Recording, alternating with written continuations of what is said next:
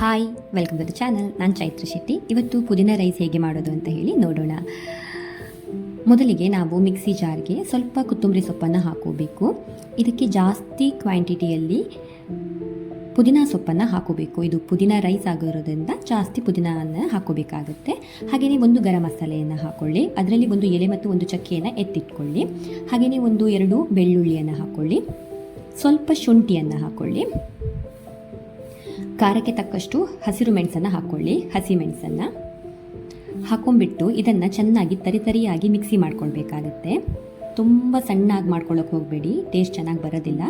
ಹಾಗೆಯೇ ಒಂದು 2 ರಿಂದ 3 ಸ್ಪೂನ್ ಆಗುವಷ್ಟು ತುಪ್ಪನ ಹಾಕ್ಕೊಳ್ಳಿ.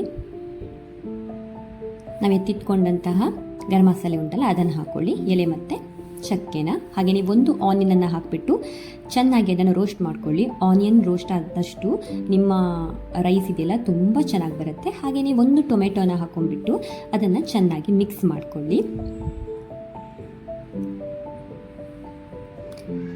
ರುಚಿಗೆ ತಕ್ಕಷ್ಟು ಉಪ್ಪನ್ನು ಹಾಕ್ಕೊಳ್ಳಿ. ಹಾಗೆಯೇ ಸ್ವಲ್ಪ ಅರಶಿನ ಪೌಡರನ್ನು ಹಾಕ್ಕೊಳ್ಳಿ. ಒಂದು 1/2 ಸ್ಪೂನ್ ಹಾಕ್ಕೊಂಡ್ರೆ ಸಾಕು.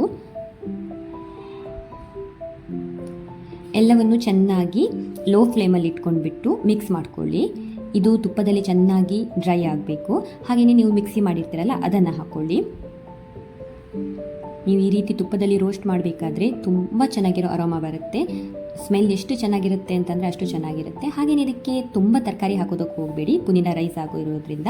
ನಾನು ಇದಕ್ಕೆ ಒಂದು ಕ್ಯಾರೆಟನ್ನು ಹಾಕಿದ್ದೀನಿ, ಸಾಕು. ತುಂಬ ಎಲ್ಲ ಹಾಕೊಂಡ್ಬಿಟ್ರೆ ಅದು ಪಲಾವ್ ಥರ ಅನಿಸುತ್ತೆ. ಹಾಗಾಗಿ ಇಷ್ಟೇ ಹಾಕ್ಕೊಳ್ಳಿ. ಚೆನ್ನಾಗಿ ಅದು ಹಸಿ ವಾಸನೆ ಎಲ್ಲ ಹೋಗಬೇಕು, ಅಲ್ಲಿ ತನಕನೂ ಅದನ್ನು ಹೊರ್ಕೊಳ್ಬೇಕು. ಹಾಗೆಯೇ ಅದಕ್ಕೆ ಅಕ್ಕಿಯನ್ನು ಹಾಕ್ಕೊಳ್ಳಿ. 2 ಕಪ್ ಅಕ್ಕಿಯನ್ನು ನಾನಿಲ್ಲಿ ಹಾಕ್ಕೊಂಡಿದ್ದೀನಿ. 2 ಕಪ್ ಅಕ್ಕಿಗೆ 1.5 ಜಾಸ್ತಿ ಆಗುವಷ್ಟು ನೀರನ್ನು ಹಾಕೋಬೇಕು. 2 ಕಪ್ ಅಕ್ಕಿಗೆ 3.5 ಗ್ಲಾಸ್ ನೀರನ್ನು ಹಾಕೋಬೇಕು.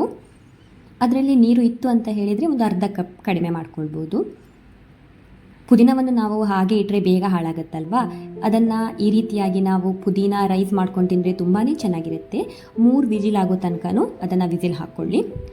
ಅದು ಪರ್ಫೆಕ್ಟಾಗಿ ಬರುತ್ತೆ. ನೀವು ನೋಡ್ಬೋದು, ನಾನೀಗ ವಿಜಿಲ್ ಆದಮೇಲೆ ಓಪನ್ ಮಾಡ್ತಾ ಇದ್ದೇನೆ.